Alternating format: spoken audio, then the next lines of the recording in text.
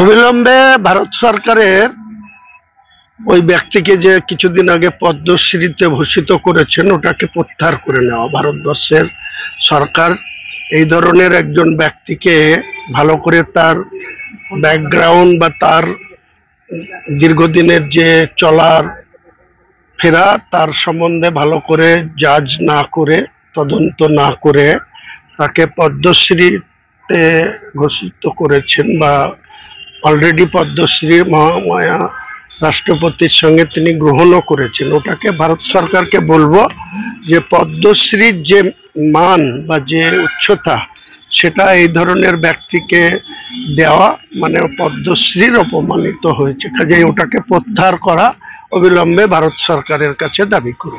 বিজেপির পক্ষ থেকে বলছে এটা পরিকল্পিত চক্রান্ত করা হয়েছে এবং শাসক দলের পক্ষ থেকে চক্রান্ত করা হয়েছে। শাসক দলের এখানে কোনো ভূমিকাই নেই।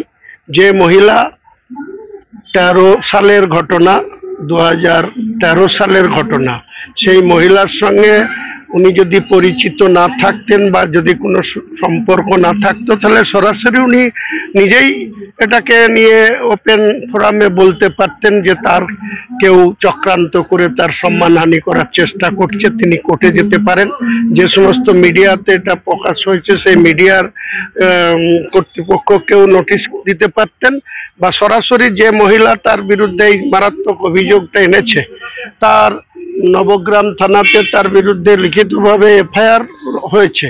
কাজেই তিনার যদি সৎসাহস থাকে, আমার বিরুদ্ধে যদি কেউ এই ধরনের অভিযোগ আনে, আমি সরাসরি তো সেটা তার বিরুদ্ধে মানহানিকর মামলায় যাব এবং তাকে উপযুক্ত নোটিশ সার্ভ করব এবং তার তথ্য প্রমাণ জোগাড় করে সেটাকে ফেস করতে বাধ্য হব। কিন্তু উনি এই ধরনের কাজে যুক্ত বা এই ধরনের একটা ঘটনা এতদিন ধরে চেপে রেখেছেন, এটাও একটা ক্রিমিনাল অফেন্স বলে আমি মনে করি।